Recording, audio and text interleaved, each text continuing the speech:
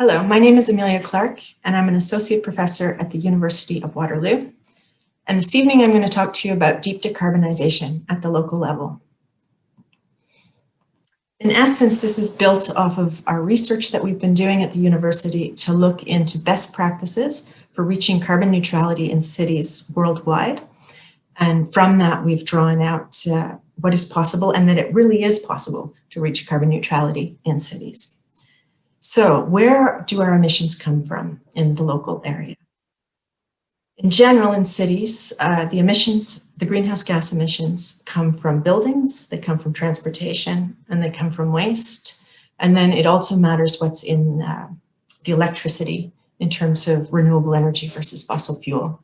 There's emissions from electricity, and our local carbon sinks matter in terms of the inventory of greenhouse gas emissions. But in addition to what we produce locally, our consumption and our investment choices are our responsibility, even if those emissions happen outside the region. So in 2017, an inventory was done here in the local region to see where our emissions came from. And what they found is that 49% of our emissions community-wide come from transportation, and then a large percentage come from buildings, which have been organized here into workplaces at 27% and our homes at 18%. And then because there's agriculture in our region, 5% of our emissions come from agricultural and food, and 1% from waste. So what can we do about that? And what can the local government do about that? There are a number of strategies the local government can do, and we've organized those into 4 different categories. There are engagement strategies they can do. There's policy tools they can use, such as bylaws and development standards. There's financial tools they can use, such as infrastructure investments and market-based instruments. An example of a market-based instrument would be the price that it costs to ride the bus. And there are also green economy initiatives that can be undertaken. We've done quite a bit of research on the governance mechanisms because it's really quite important, not just that you have targets and an implementation plan, but how are you going to oversee the implementation of that plan? How are you going to enable engagement and collective action by not just the local government, but by local businesses and other actors in the local region? So we've done a lot of thinking on what those governance structures should look like and what best practices are in the world. But I'm not going to get into that this evening. So if you're interested in that, you can look deeper into the research we've done in this particular topic. In summary then, you need a clear vision, ambitious targets, and an implementation plan, and then implement that plan and continually improve.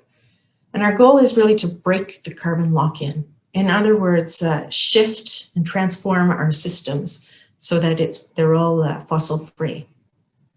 We want to do this in a way that's environmentally and socially just. So our region has actually committed, and our local cities as well, committed to an 80% GHG reduction by 2050.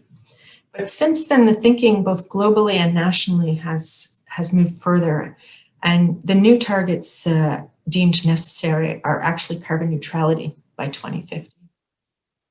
But that's not enough. We need interim targets, and the current talk is around a 2030 target.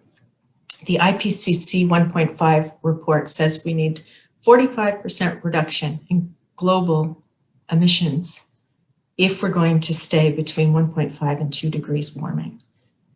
So what can the local governments do? Well, aggressive short and long-term targets, and then backcast from those targets to come up with an implementation plan that's going to put us on the right trajectory, bring a climate lens and a sustainability justice lens in all decision-making, and monitor progress and continually improve.